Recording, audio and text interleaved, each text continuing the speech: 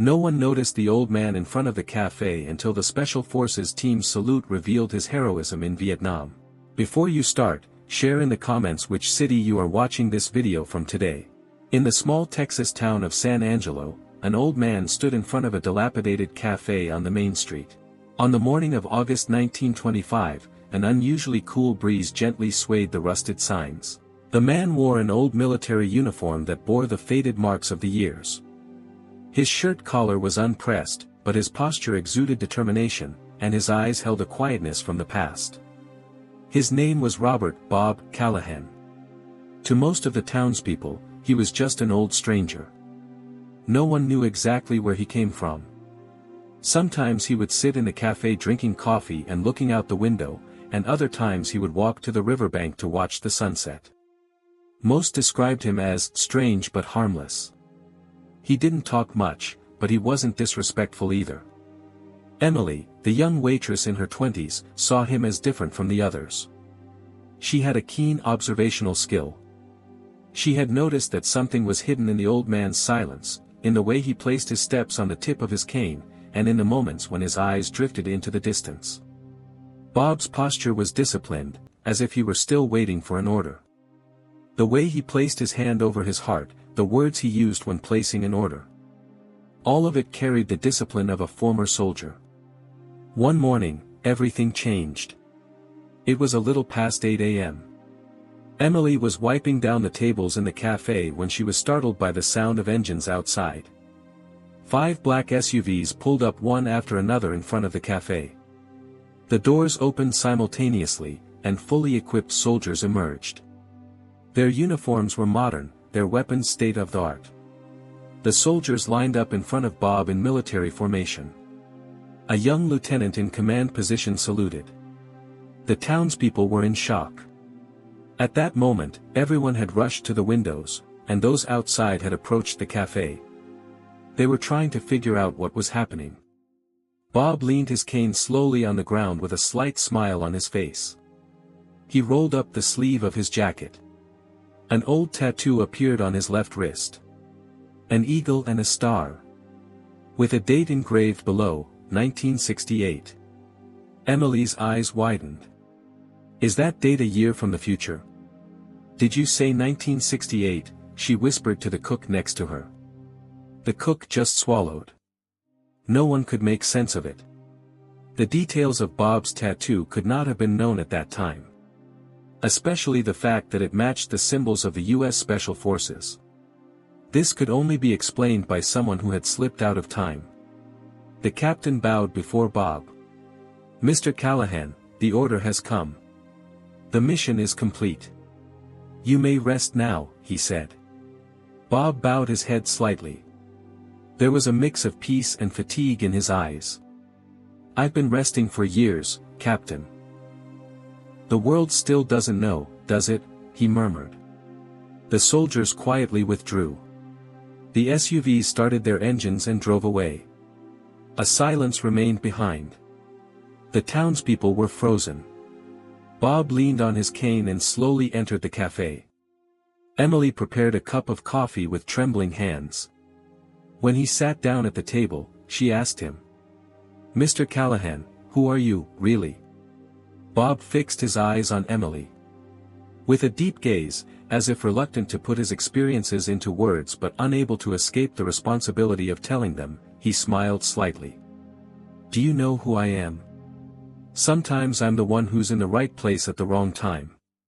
Sometimes I'm a ghost who bends time at will. But all that aside, I'm just an old man now. The rest is a story. And from that day on, that cafe, San Angelo's quiet fortress, was no longer an ordinary place. Because everyone had felt it at least once. True heroes keep their fame in silence. A day after that unexpected encounter, Emily couldn't stop thinking about Bob Callahan. There was a stir within her, just like the strange excitement she felt as a child when flipping through old war books at the town library. That tattoo.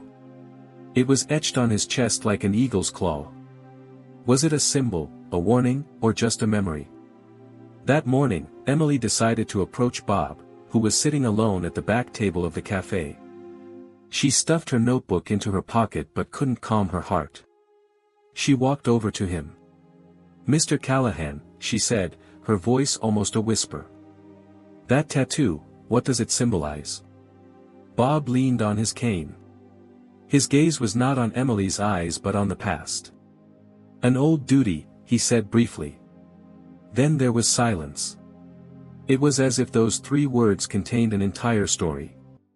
Emily did not press further. She simply bowed her head in thanks and quietly walked away. But the questions in her mind kept her awake all night. That silence had spoken volumes. By midnight, she had disappeared into her small study, surrounded by dusty books and internet archives. She placed her hands on the keyboard, Robert Callahan, Vietnam. The search results were limited, but one report caught his attention. It was a military document from 1968, with the top part blacked out. The details were vague but compelling. A village in the hands of the Viet Cong was desperately waiting for help.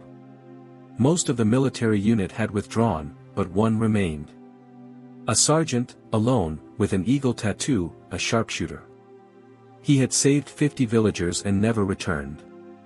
His name was classified, but something inside Emily screamed, this man was Bob. The next morning, before the sun had risen, she went to the café. Bob had come as he did every morning. He was adjusting his uniform, tapping his cane lightly on the ground. His face bore a weary yet resolute expression. Emily took a deep breath, walked over, and stood before him. "Mr. Callahan," she said. Her voice trembled. "That tattoo. Did you save a village in Vietnam?" Bob's hand stopped. He planted his cane on the ground, turned slowly, and looked at Emily. His eyes seemed to gaze beyond the years. His answer was simple. "Yes," he said, his voice as light as an autumn leaf. "But these memories, they don't silence my heart." Emily struggled to hold back her tears. "Were you, that sergeant?" she asked. Bob didn't answer. He merely bowed his head, took a step back, and gazed into the distance. Silence fell, but this time it was not cold, it was filled with respect. At that moment, the atmosphere of the town changed. The wind seemed to blow from another time. An old woman looking out the cafe window rubbed her eyes, a man took off his hat. No one knew exactly what had happened, but something stirred in their hearts. Bob's secret was no longer his alone. The town had felt the weight of the burden he carried for the first time. And Emily watched, without jotting down any notes in her notebook. Because some stories aren't written, they're lived. And some heroes don't shout. They echo in the silence. Emily began to watch Bob. His silent stance in front of the cafe had caught her attention. The old man's gaze bore the traces of a past forged in war. Every greeting, every turn of his head. It was as if he were still on a battlefield. His eyes gazed into the distance, as if scanning for invisible enemies. Emily decided to find out who this man was. She went to the town sheriff. "What do you know about Mr. Callahan?" she asked. The sheriff paused for a moment. His expression grew serious. "Robert Callahan. A retired soldier. A quiet man. But sometimes he stands there like a legend. He doesn't talk much, but everyone respects him. Especially the children. They whisper when they pass by him." Emily mentioned the tattoo and the story she had heard about the old man's past. A look of surprise appeared on the sheriff's face. "An eagle tattoo? Are you sure?" he asked. Emily nodded. "I saw it with my own eyes." The sheriff leaned back in his chair. "Once, a child suddenly ran out into the road. The cars couldn't stop. Everyone screamed. But Mr. Callahan. In seconds, he reached the child, grabbed him by the arm, and pulled him onto the sidewalk. No one could understand how fast he moved or how agile he was despite his age. That night, Emily went to the library. She delved into the old archives. Vietnam War records, classified reports, sealed documents. A 1968 report caught her attention. A village had fallen into the hands of the Viet Cong. American troops couldn't reach it. However, a sergeant had infiltrated the forest alone without waiting for orders, neutralized the guards with his sniper rifle, and helped over 50 villagers escape.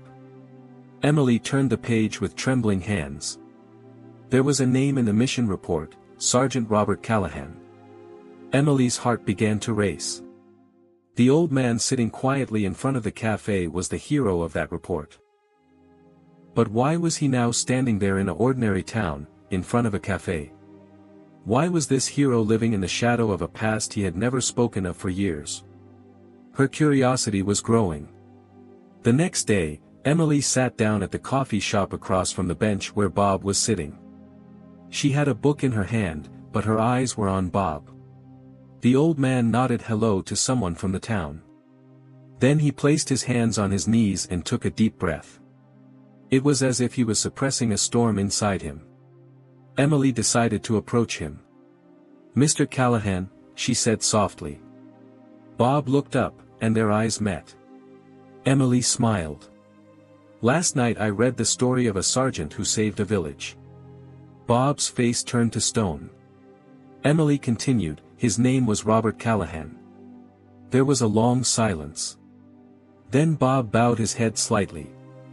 "War takes a lot from a person," he said. "Most of all, the desire to tell stories." Emily sat down beside him slowly. "But some stories must be told," she said. "Because some acts of heroism should not be lost in silence." Bob looked off into the distance. "Heroism is sometimes disobeying an order. Sometimes it's listening to your conscience." He sighed deeply. "But that's a burden too. Every night, I relive everything that happened in that village. That's why I'm here. Silence is safer than telling the story." Emily shook her head. "But silence sometimes makes you forget. And some stories shouldn't be forgotten." At that moment, the old man's eyes softened. He smiled genuinely for the first time. It was as if a piece of himself that had been buried for years was slowly coming to the surface. Emily was no longer just looking for a story. She was witnessing the journey of a silent hero becoming human again. Emily didn't just recount Bob's story as gossip, every word that came out of her mouth was adorned with respect and admiration. She shared a piece of Bob's past with every customer who came into the cafe, revealing bit by bit what this quiet man, who had withdrawn to his corner for years, had actually experienced. At first, a few people listened, then a few more. Soon, Bob's name was being talked about all over town. The townspeople felt a mix of astonishment and gratitude when they learned that this man, whom they had long considered ordinary, was actually a war hero. Not only they, but also retired soldiers and special forces personnel in the region began gathering information about Bob. Who was this man really? Why was he so quiet? And most importantly, why had he never spoken of his heroism? One day, a gray-haired, hunched-over man appeared at the town's entrance. He had a cane in his hand and a worn-out bag on his back. He headed toward the cafe, opened the door, and walked straight to the corner where Bob was sitting. Their eyes met. "Robert Callahan," the man said, his voice trembling but clear. Bob looked closely at the man's face. There was something familiar about his eyes. 1968, the man said. "That night. In that village, you saved me."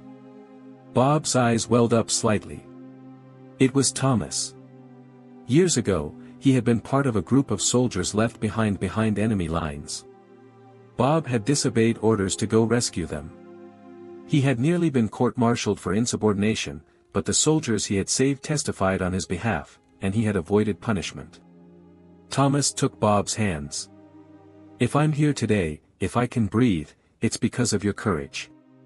The news spread quickly. Bob's story was now being talked about not just in the town but in surrounding cities as well. A week later, a ceremony was held in the town square.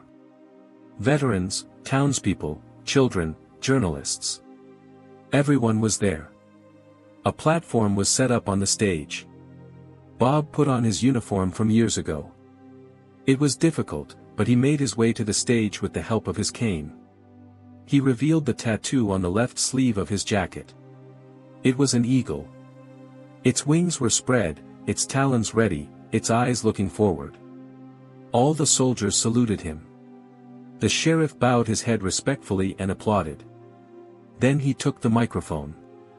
Today, we are not just honoring one man, but the honor and sacrifice he represents. After the ceremony, the San Angelo newspaper ran a headline about Bob, the eagle of the Café, the forgotten hero. The front of the café grew more crowded every day. Even tourists were stopping by. People wanted to meet him, shake his hand, hear his story. But Bob didn't talk much.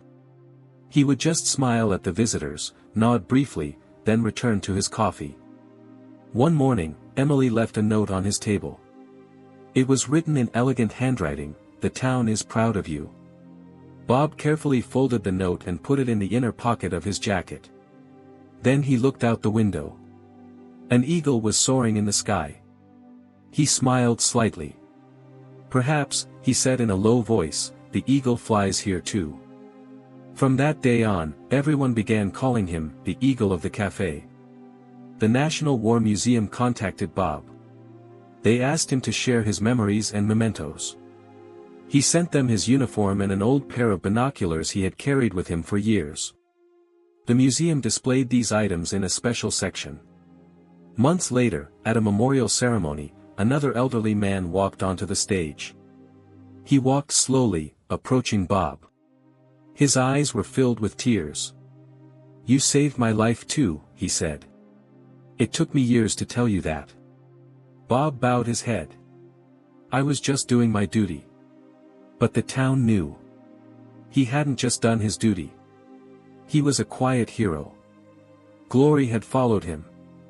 But he still sat in the same corner every morning, sipping his coffee and looking up at the sky. Because some eagles don't fly. They wait. And they only flap their wings when needed.